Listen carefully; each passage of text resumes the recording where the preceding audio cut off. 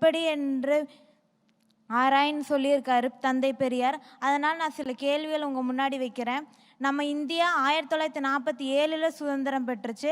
ஆனால் இப்போ இருக்க தமிழ்நாட்டில் பெண்களால் வெளியே போகிறாங்களா அப்படின்னு கேட்டால் பெண்களால் தனியாக யாரும் வெளியே போகிறதில்ல. ஒரு துணை ஒரு பேரண்ட்ஸோடு இருந்து மட்டும்தான் வெளியே போகிறாங்க.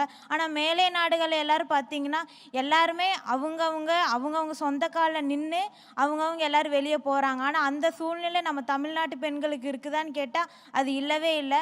செகண்ட் ஒன் என்னன்னு பார்த்தீங்கன்னா கவர்மெண்ட் ஸ்கூல் ஸ்டூடெண்ட்ஸில் படித்தவங்க அப்படின்னு பார்த்தீங்கன்னா எல்லாருமே மோஸ்ட்லி கவர்மெண்ட் ஸ்கூலில் தான் படிக்கிறாங்க.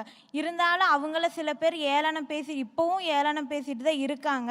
அது மட்டும் இல்லாமல் தமிழ் மீடியம் ஸ்டூடெண்ட்ஸ் அப்படின்னாலே தமிழ்நாட்டில் தமிழ் படிக்கிறதுல என்ன தவறுன்னு நான் கேட்குறேன்.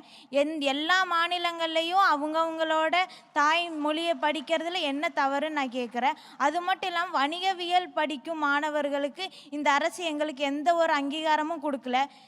கவர்மெண்ட் ஸ்கூலில் வணிகவியல் படிக்கிறவங்கன்னா நீட் ஜேஇஇ எக்ஸாம் பற்றி நிறைய கவர்மெண்ட்ஸில் எல்லாம் பேசுகிறாங்க. ஆனால் நம்ம கவர்மெண்ட் சிஏ படிப்பை பற்றியும் வணிகவியல் படிக்கும் மாணவர்கள் பற்றியும் இன்னும் எந்த இதுவுமே எங்கேயும் சொல்லவே இல்லை.